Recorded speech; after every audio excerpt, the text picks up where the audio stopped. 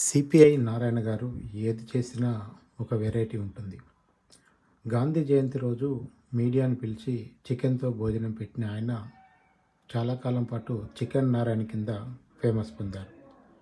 ఆ రోజు అలా తిన్నందుకు గాను మళ్ళీ గాంధీ జయంతి వరకు చికెన్ ముట్టుకోనని ప్రమాణం చేసి ఆ విధంగానే మాట నిలబెట్టుకున్న నారాయణ గారు తాజాగా ఈ సంక్రాంతికి కోడి పందాలు ఆడుతున్నట్లుగా మీడియాకు ఫోజులిచ్చారా, లేదంటే నిజంగానే కోడి పందాలు స్టార్ట్ చేశారన్నట్టుగా ఒక వీడియో ఫేస్బుక్లో వచ్చింది. అది ఎవరో పెట్టింది కాదు, నారాయణ గారి సొంత ఫేస్బుక్ అకౌంట్లోనే ఈ వీడియో వచ్చింది.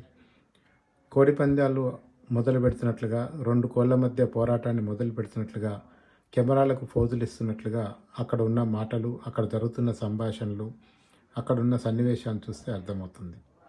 ఏదేమైనా కోడి పందాలు, పేకాట వంటివి ఆంధ్రాలో ఉండకూడదని డిప్యూటీ సీఎం పవన్ కళ్యాణ్ గారు మాట్లాడుతున్న ఈ సమయంలో నారాయణ గారు ఏకంగా ఓ కోడి పుంజును పట్టుకొని పందానికి సిద్ధం చేస్తున్నట్లుగా ఫోజులు ఇవ్వటం, ఆ తర్వాత వాటిని పందానికి వదిలిపెట్టడం మరోసారి నారాయణ గారు వార్తల్లో ఎక్కడానికి ఉపయోగపడేలా కనపడుతుంది. Thank you friends, thank you watching this video.